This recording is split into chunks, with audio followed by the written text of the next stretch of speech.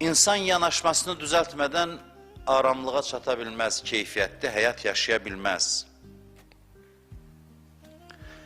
Biz insanlar çox vaxt aramlığı istəklərimizə çatmaqdan gözləyirik. Gözləyirik ki, bizim gözləntimiz bu olur ki, istədiklərimizə çatsaq, nəhayət ki, aram olarıq.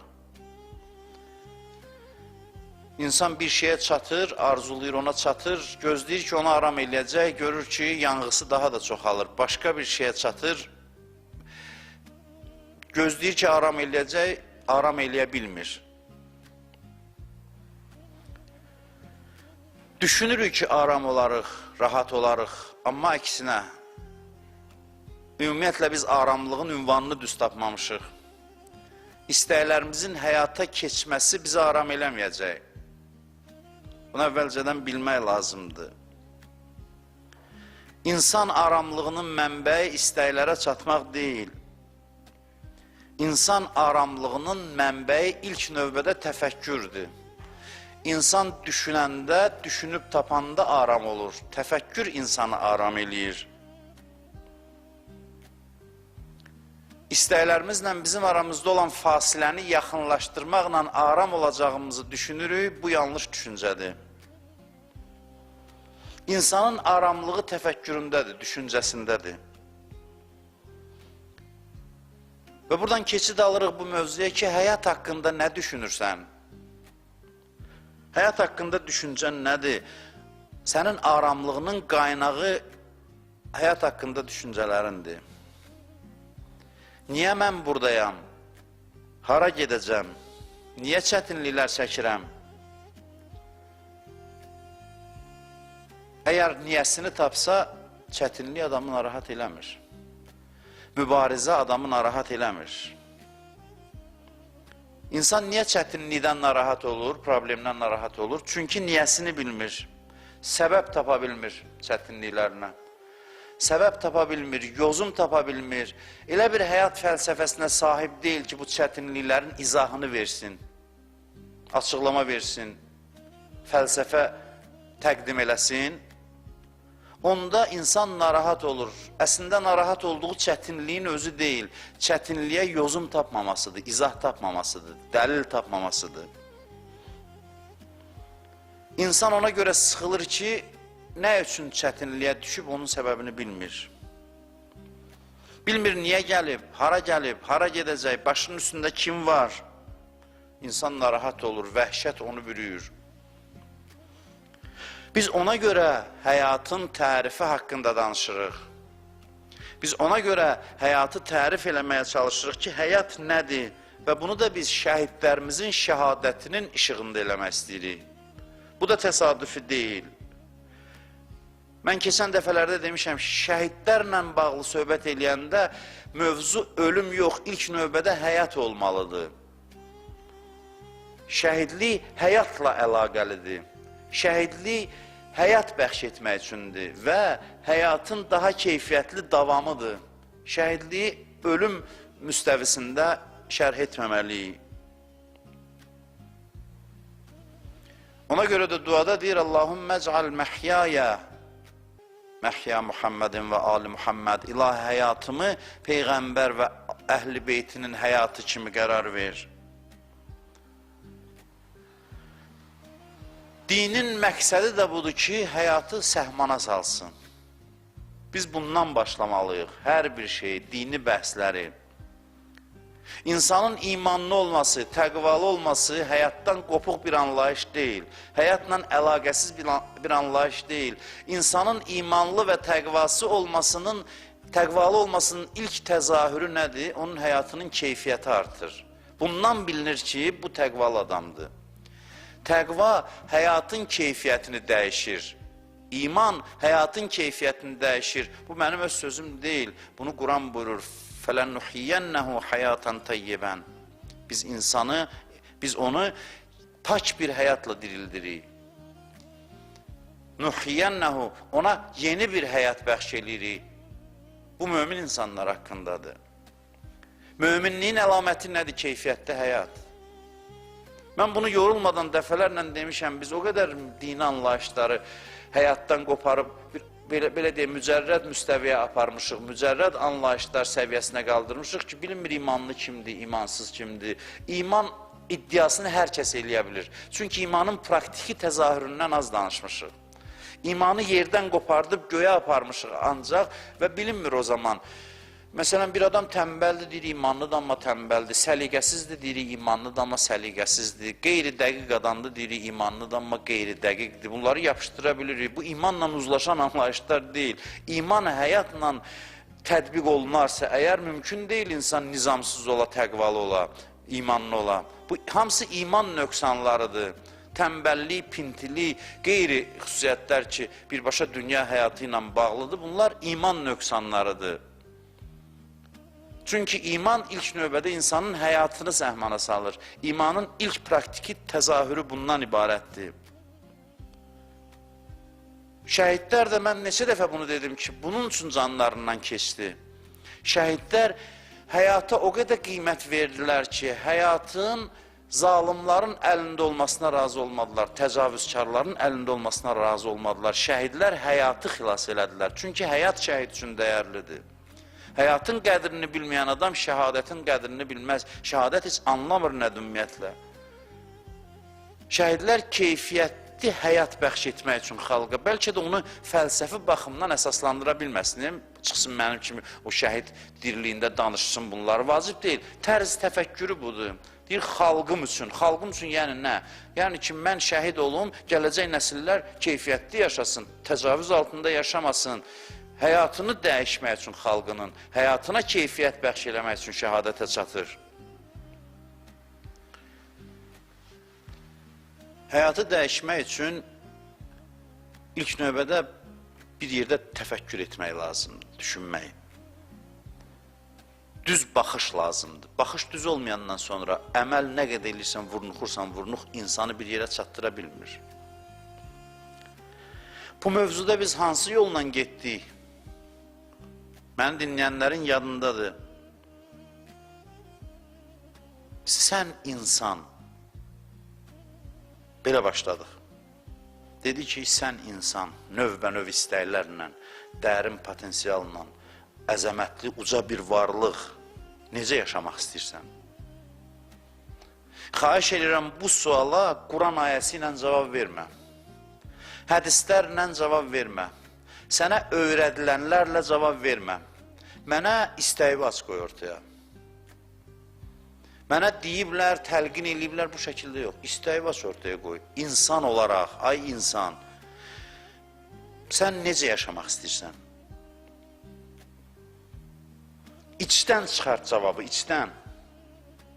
Dərhal gedib Quranda axtarma. İçdən hələ bir düşün, axtar, gör nə istəyirsən, sonra ged müraciət elə Qurana, gör nə danışır Quran.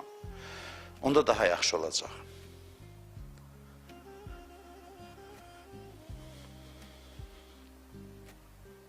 Cavab verdiyi keçən dəfə. İnsandan soruşsa, hamı ləzzətli həyat axtarır. Hamı.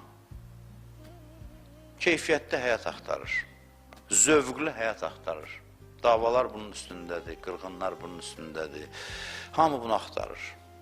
Bir dəfə ona ayrılan ömrü keyfiyyətli, ləzzətli yaşamaq bunu axtarır hamı. Həyat o qədər ləzzətli olmalıdır ki, adam həyatı ona bəxş eləyənə təşəkkür eləmək istəməlidir. Ki, ay Allah, nə yaxşı ki, sən məni xəlq elədin. Nə yaxşı ki, mən varam, bütün problemlərlə bərabər. Və insan təşəkkür yolları axtaranda din gəlir, təşəkkür üçün yol qoyur insana. Mən ona görə dedim, dinə belə tərif vermək olar. Din həyata görə təşəkkürdür, şükürdür. Təşəkkürün qaydasıdır. Yoxsa cəmaat necə dindarlıq eləyir? Deyir ki, bədbəxt, biçarəyəm, budur, məntiqi budur. Bir dənə nəfəsliyə asılıb Allah adında. Bu, ancaq qara rəngdə olan bu yaşayışda bir dənə nəfəsliyə Allahdır. Başlayır o şəkildə münacat eləməyə. Allahın o münacatdan xoşu gəlmir. Qara gündə olan adamların Allaha nəfəsli kimi müraciət eləməsi heç bir keyfiyyəti yoxdur bu ibadətin. İbadət qəlbin şadlığının ifadəsidir. O qədər şadam ki, istəyirəm minnətdarlıq eləyəm. Allah köməyimə çatır ki, 17 rükət namazdan eləyə bilərsən. Təşəkkürü ifadə eləmək üçün din göndərir. İnsanlarla danışarkən içdəkilərini üzə çıxartmağı bacaraq. Cəmiyyətin müəllimi kimdir? Cəmiyyətin müəllimi o deyil ki, cəmiyyətə nəyisə təlqin edir, öz fikirlərini. Cəmiyyətə öz fikirlərini təlqin edən adam cəmiyyətin müəllimi deyil, ziyalısı deyil. Cəmiyyətə hətta təlim verən adam da hesab eləmirəm ki, sözün əsl mənasında müəllimdir. Nəyisə öyrədən də müəllim deyil. Bəs kimdir müəllim? Müəllim düşündürəndir. Müəllim düşündürəndir. Müəllim elə bir şərait yaradır ki, qarşısındakının içindən çıxır. İçərisinin üzə çıxması yollarını, şəraitini yaradır.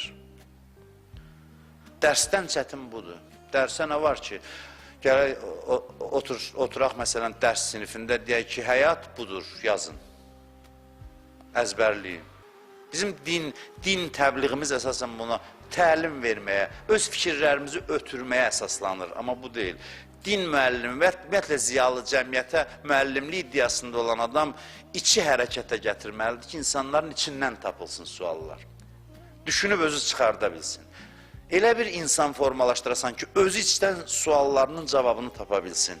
Yaxud da heç olmasa sualı qoya bilsin. Sual qoymaq özü də bir mühüm məsələdir. Adam öz-özünə düzgün suallar versin. Müəllimin vəzifələri budur. Ay insan, sən nə istəyirsən? Xahiş edirəm, mənə oxuduqlarımdan danışma. Quran ayələri demə hələ. Sən de görüm ki, nə istəyirsən? İstəyivi denən, səmimi. Qorxma. Mən dərhal deməyəcəm, ay kafir. Hərdən deyirik axı, adamlara deyirik, istəyini deyən kimi deyirik, ay kafir, ay dinsiz, bu fasiqə bax, bu fasidə bax. Yox, gəl səmimi danışaq. Sən nə istəyirsən? Nədir istəyin? Hamı insan olaraq içinə müraciət eləsə, deyəcək ki, mən həmişə var olmaq istəyirəm. Ola bilər bu bəhslər sizə keçmişdəki söhbətləri xatırlasın. Mən yadınızdadırsa, keçən dəfələrdə dedim ki, mən indiyə qədər həyat haqqında çox danışmışam. İstəyirəm mövzunu bir dəfəlik yekunlaşdırım. Mənası bu deyil ki, biz həyat mövzusuna toxunmayacaq. Ayrı-ayrı bəhslərdə toxunarıq, amma həyat mövzusunu ayrıca da qoymarıq bundan sonra. Yavaş-yavaş ömrümüzlə indi yaşlaşırıq, elə biraz mövzuların əlin ayağı ingiyaq ki, bizdən yadigar qalsın da bu mövzuların hər biri. Ona görə də həyat haqqında indiyə qədər danışdıqlarımızı yekunlaşdırırıq.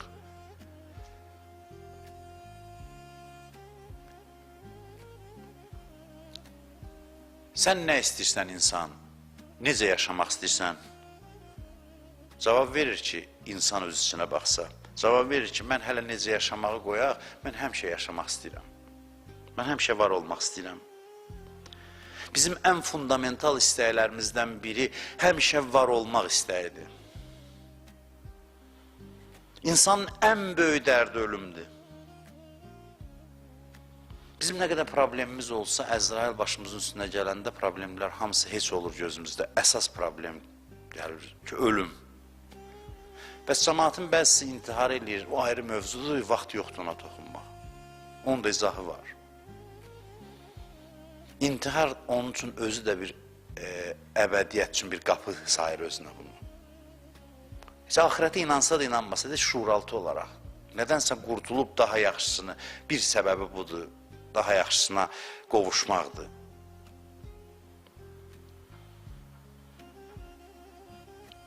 İnsanın ölüm ərəfəsində bütün problemləri yadından çıxır, bu özü dəlildir ki, insanın ən böyük dərdi ölümdür. Ən böyük problemi ölümdür.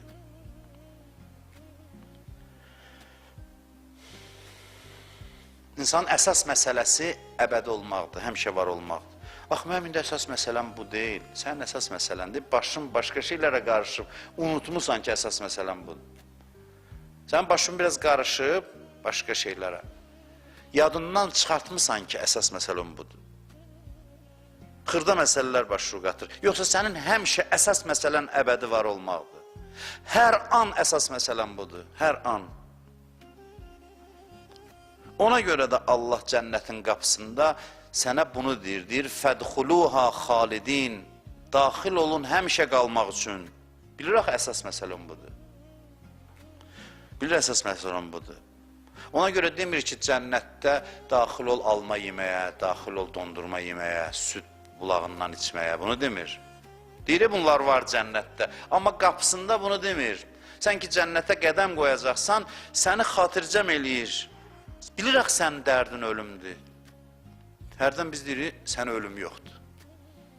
Söz işlədirik, get sənə ölüm yoxdur. Allah cənnət qapısında deyir, sənə ölüm yoxdur, get. Sənə ölüm yoxdur, bax o fundamental məsələsidir insanın. İnsanın içindən xəbər verir bu, içindən. İnsan həmişə var olmaq istəyir. Vəssalam, həmişə var olmaq istəyir. Bunu inkar eləyən insanı inkar eləyib. İnsanı tanımayıb. Başqa nə istəyir insan? Həmişə var olsun, amma necə var olsun? Təkcə həmişə var olmaq yox, həm də müxtəliflik istəyir. Fərqlilik, dəyişiklik. Dörd divarda desinlər həmişə varsan, razıdır, yox. İstəyir hərəkət eləsin, yaradıcılıq istəyir, müxtəliflik istəyir, fərqlilik istəyir. Təcrübə eləmək nəyisə, yenilik axtarır. Başqa nə istəyir insan? Başqa insan özü də inkişaf eləmək istəyir. Daha yuxarı mərhələyə çıxmaq istəyir. Özü də qabağa getmək istəyir. Mən elə mövzuya girişmişəm ki, çətindir bunun haqqında danışmaq. Bir soyuducudan danışmırıq ki, soyuducu nə üçündür? İnsandan danışırıq. Bir traktordan danışmırıq, bir avtomobildən danışmırıq. İnsan haqqında. O insan ki, qəlbi Allahın ərşidir. Ona görə mən çox çətinlik çəkirəm. Hər gün hazırlaşanda, hər həftə ərzində hazırlaşanda ki, nəyi necə deyim, yorucu olmasın, mövzu fundamentaldır, ümumbəşəridir, universaldır, hamıya lazım olandır, necə eləyəsən ki, yorucu olmasın. Mən istəyirəm, həmişə var olum, mən fərqli, hərəkət, yaradıcılıq istəyirəm, bir də bütün bunların nəticəsində özüm inkişaf eləyim, bunu istəyirəm, özüm də qabağa gedim. Adam təkcə növbə-növ təcrübələr istəmir, təcrübədən nəticə çıxarıb inkişaf eləmək istəyir. Çox-çox üzr istəyirəm ifadəmə görə, qoyuna növbə-növ otlar ver, gəzdir bütün səhraları, çölləri, insan bu cür növbə-növliyə qane deyil, razı deyil. İnsan bunu istəmir. İnsan istəyir ki, bu təcrübələrdən özü də inkişaf eləsin. Təzə təcrübə ilə bir pillə yuxarı qalxsın. Özü də inkişaf eləmək istəyir. İnsan təkcə yaradıcılıq istəmir, həm də özü inkişaf eləmək istəyir. Bütün qaranquşlar yaradıcıdır, yuva qururlar. Amma özləri inkişaf eləmir. 100 il bundan qabağın qaranquşu da eyni yuvanı qururdu. Buranın qaranquşu ilə başqa ölkənin qaranquşu da eyni yuvanı qurur. Eyni, heç bir inkişafı yoxdur onun. İnsana təkcə yaradıcılıq kifayət eləmir, insan özü də inkişaf eləmək istəyir. Deməli, nə istəyir insan? Həmişə var olmaq, müxtəliflik və inkişaf. Üç şey istəyir insan. İlahi, insanı yaratmışsan bu istəklərlə, bəs qarşılığı? Bu istəklərlə adam yaratmışsan. İstəklər içdən yiyir onu, təlatümə salır. Qarşılıq ver, aram olsun. Qarşılıq ver. Nədir qarşılığı? Bu səsküylü varlıq, varlıq aləmini bir-birinə vuran varlıq bu qədər şey istəyir, bəs istəklərinin cavabını hardan tapsın? Baxır mövcud olduğu dünyaya, görür cavabını verə bilmir. Ziddiyyət yaranır, uyğunsuzluq yaranır, mövcud olduğu yerlə istəklər arasında. Görür ki, qane eləmir. Bunun istəklərinə mütənasib deyil, istəklərini qarşılaya bilmir. Əbədiyyət istəyir, görür ki, gündə birinin meydini qoyublar, aparırlar, Yasin oxuya-oxuya. Vəhşət götürür onu. Allah da xəbər verir ki, istədiyin əbədiyyətə qapıdır ölüm. İstədiyin əbədiyyətin qapısıdır. Dostaş ölümlə. Dostaş. Dostun da ölüm.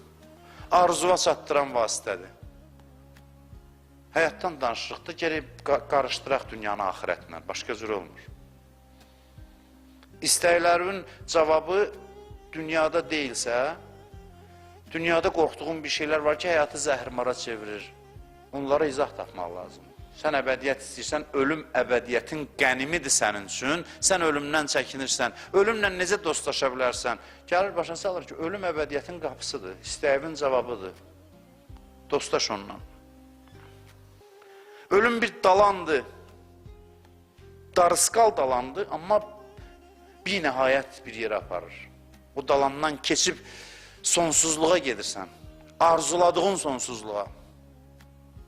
Arzuladığın həmişə var olmağa.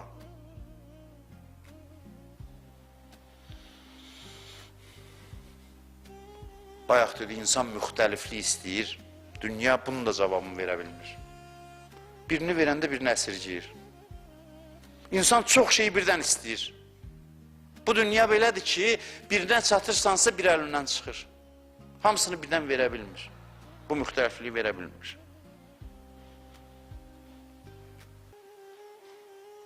O ki, dini qaydaları bir dənə çox istəyərdim bunu anlada bilim, izah eləyim. Bunu başa düşsə insan çox şey düzələr.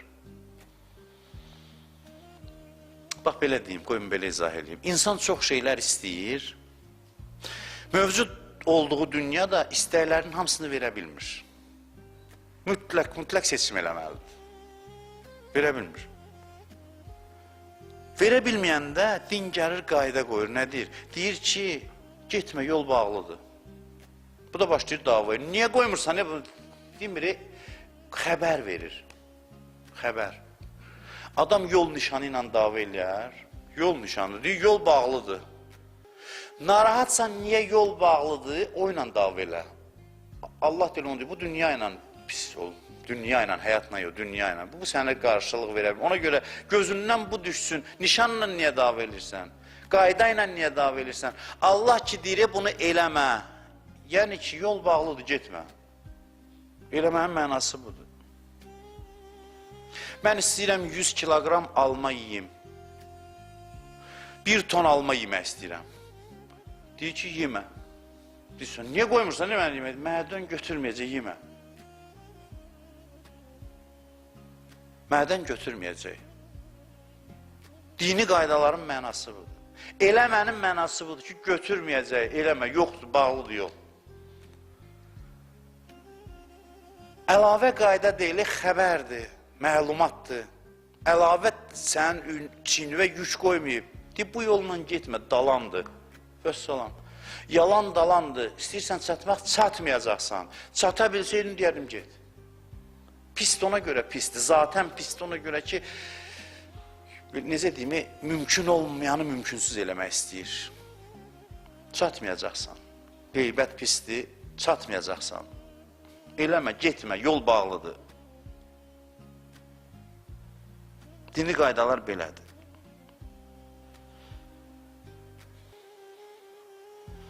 İnsan həyatı tanısa, bilər Allah niyə deyir bunu eləmə. Dava eləməz. Din üstündə Allahla dalaşmaz. Və deməz ki, hə, bir təhər bu qaydalara dözərəm. Deyən, bir təhər bu dünyaya dözərəm, gedərəm istəklərimi qarşılamağa. Bunu denən. Qaydalar sənə neyinir ki? Qaydalar dünyanın əhvalını xəbər verir. Xəbərlərlə dava eləmə. Xəbərlərə görə narahat olma. Elə bil ki, qabaqda uçurum var. Mən deyirəm, getmə, yıxılacaqsan, maşınla gedir, uçurum var, getsən, görünmür özdə, düşəcəksən. Başlayır mənlə dava eləmək. Niyə deyirsən, nə getmə? Mən sənə bir söz demirəm. Sən istəyirsən yolun açıq olsun, bəli, bu başqa istəkdir. Bu istəyin üzərində dayan, çox yerə gedib çıxacaqsan. Görəcəksən ki, yol başqadır. Ahirətdə məhdudiyyətsizdir hər şey. İnsanda tutumu çoxdur deyə, Seçim eləmək lazım deyil. Toqquşma yoxdur orada. Eyni anda bütün istəkləri təmin ola bilir. Keyfiyyət dəyişikliyi belə olur. Hamısı eyni zamanda yerləşir. Burada yerləşmir deyə məcbursan seçim eləməyə. Tutumun zəifdir, dünya məhduddur. Oradakı neymətlər heç bir ehtiyacı aradan aparmaq üçün deyil, ləzzət üçündür. Burada niyə yoruluruq? Çünki ehtiyacımız aradan gedir, yoruluruq. Bütün neymətləri dinən, dilə gətirə bildiyin və gətirə bilmədiyin ayıb olan neymət. Neymət deyəndə ki, neymət saydığın. Ayıbdır onun haqqında danışmaq. Hamısını dinən, mən sənə deyim ki, ehtiyacdır, ödəndi, gözündən düşür. 10 dəqiqə qabaq özü öldürürdün, ödəndi, gözündən düşür. Çünki ehtiyacdır. Ehtiyacdır. Amma orada ehtiyacdan doğmur, ləzzət üçündür. Bunu adama deyəndə insan sevinməlidir ki, ay Allah, nə gözəl yerdir. Nəhayət ki, bu istəklərimin toqquşmasından azad olacam. Hey, nə qədər məcbur idim seçim eləyim, ya bunu, ya bunu. Çünki hamısını birdən qəbul eləyə bilmirdim. Bir gün gələcəkdir, sənin üçün darıxma elə yer yaratmışam ki, ya bunu, ya bunu deyil. 100 şey istəyəndə eyni zamanda mümkündür. Tutumun çoxdur, oranın da vermək qabiliyyəti çoxdur, bəxş eləmək qabiliyyəti çoxdur. Pəs orada yorulmur adam axirətdə, cənnətdə. Yox, çox ləzzətli şey adamı yormur. Bir adam niyə dünyada yorulur? Çünki az ləzzətdir. Az ləzzət adamı yorur. Çox ləzzətdir o. Oradakı ehtiyaclar həm meyvədir, həm mənəvi ləzzətdir, qarışıb. Eyni zamanda hər şey var, hər şeyin içində. Necə izah eləyəsən? Əbədi olaraq, həmişə və məhdudiyyətsiz. Necə yəni məhdudiyyətsiz? Axı, sən danışırsan ki, sən Allahla görüşürsən orada. Allah deyirsən ağzında, Allah. Sonsuz olduğu qədər ləzzəti də sonsuzdur. Cənnətdə işin adı nədir? Sual verirəm. Cənnətdə məşğuliyyət nədən ibarətdir? Cənnətdə məşğuliyyət Allahı dadmaqdan, iyləməkdən, məcazi dırnaq arası deyirəm, nuş eləməkdən. Allahı nuş eləyirsən. Dərs budur ki, burada Allah deyəndə deyirlər, din, namaz, oruc, beynimiz belə qarışır. Allah sənin ləzzət mənbəyin, axtardığın o ləzzət. Yəni, bu dünyadan köçdün, artıq o din, hökmləri çıx. Allah və sən, ondan ünsiyyət və onu nuş eləmək. Həmişə. Haçansa doymursan axı, çünki onun axırı yoxdur ki, çatasan axırına, doyasan. Çatmırsan axırına. Şəhidlərdən birini yuxuda görmüşdülər. Deyir, İmam Hüseyin ağa ilə gedirik, görüşürük, məst gəzirik sonra, məst. Məst adam necə olar? Məst oluruq, nə bilim, ifadə olunmazdı, deyir. İmam Hüseyinlə görüşümüz.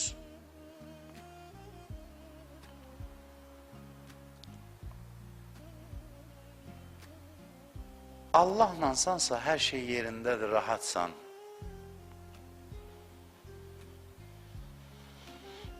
Tutun da çoxdur. Biz elə bir Allah əqaid kitablarında yazılandı. Allah kimdir, filan, filan, filan, filan, bitdi. Bildi Allah ki, belə deyil. Allahdır sonsuz, binəhayət, ləzzətbəxş bir varlıq. İmam Baqir əleyhissalam buyurur, hər cümə axşamı Allah haqqında bizə bir mərifət gəlir ki, elə bilirik ona qədər Allahı tanımırdı. Hər cümə axşamı. Mən bir Arifin kitabında oxumuşam, hətta deyir, an keçir, bir andan o bir ana keçəndə deyir. O qədər böyük fasilə var mənim başa düşdüyüm arasında ki, ifadə eləmək mümkün deyil. İzahı mümkün deyil.